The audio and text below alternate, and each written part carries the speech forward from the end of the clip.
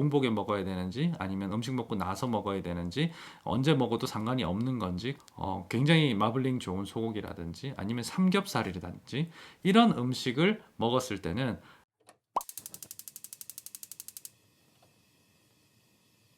자, 음식과 비아그라. 그러면 음식을 이제 식사와 비아그라에 대해서 질문을 주시는 분들이 많습니다. 뭐 공복에 먹어야 되는지 아니면 음식 먹고 나서 먹어야 되는지 언제 먹어도 상관이 없는 건지 그렇게 묻는 분들이 있는데 음식에 대한 부분을 조금 조심을 할 필요가 있어요. 그래서 기본적으로 비아그라는 뱃속에 음식이 있을 때도 먹어도 되고 없을 때 먹어도 돼요. 빈속에 먹는다고 무슨 일이 생기지는 않고 음식을 먹고 나서 약을 먹는다고 효과가 전혀 없는 건 아닙니다. 하지만 뱃속에 음식이 있으면 작동하기 시작하는 시간이 조금 느려진다고 말씀드릴 수 있습니다. 아까 제가 30분에서 1시간 정도 30분에서 60분 정도가 지나야지 효과를 보인다고 그랬잖아요. 그러면 음식을 먹고 약을 먹었을 때는 1시간에서 1시간 반, 그러니까 60분에서 90분 정도로 이제 시작 시간을 잡는 것이 좋습니다. 그래서 뱃속에 음식이 있는 상태에서 만약에 비아그라를 드셨다면 1시간 반 뒤에 성관계를 시도하시는 것이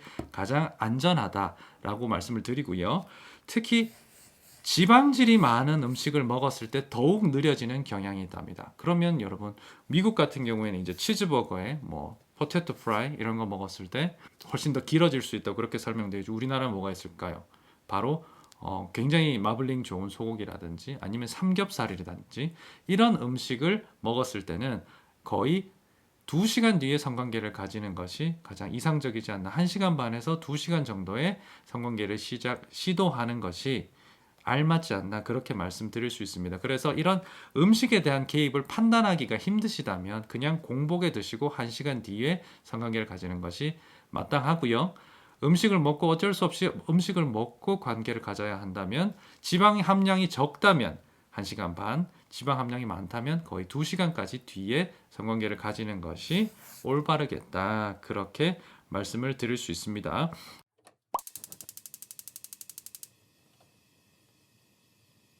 자, 비아그라를 드실 때 술과 함께 먹어도 되느냐라는 질문을 많이 받습니다. 알코올의 경우에는 사실은 가급적이면 술 먹고는 드시지 말라고 안내를 드리는 편입니다. 물론 술 먹고 드시는 분들 굉장히 많아요. 뭐 환자분들 중에서도 술 먹고 먹으니까 효과가 없더라 이런 컴플레인을 하시는 분들이 있는 걸 보면 술 드시고 비아그라를 드시는 분들은 생각보다 많습니다.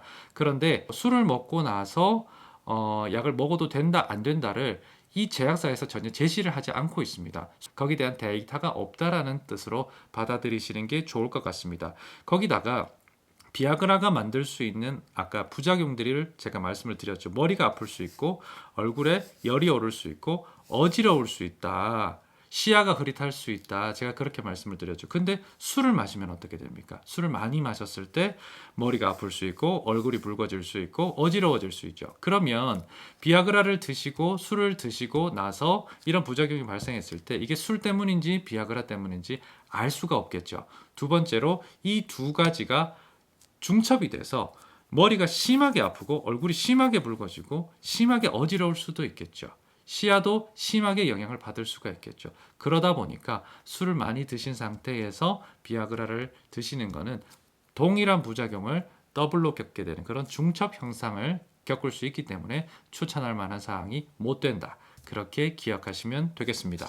비아그라에 대한 좀 재미난 질문들이 몇 가지 있어가지고 그걸 또 정리해서 말씀을 드리겠습니다. 비아그라를 먹으면 남자의 성욕이 증가하나요? 이런 질문이 꽤나 많이 올라오는 모양인데 전혀 그렇지 않다고 되어 있죠. 성욕을 증가시키는 그런 어떤 뭐라 그러나 정력제처럼 그렇게 생각해서는 절대 안 됩니다. 성욕을 증가시키는 게 아니라 그냥 발기만 단단하게 만들어주는 그런 약입니다. 피를 묽게 해주는 그런 성질을 가지고 있느냐, 이거 외국 그 문헌인데 이런 얘기가 있는 걸 보면 우리나라 영감님들도 이런 얘기 되게 많이 하시거든요.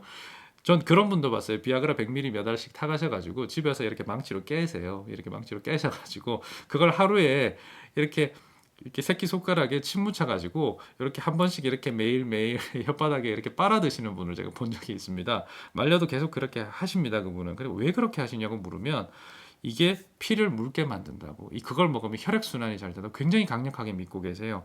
결코 도움이 되는 현상은 아닙니다. 그래서 피를 묽게 만든다거나 혈액순환에 도움을 주는 약은 아니란 걸 기억해 주셨으면 좋겠어요.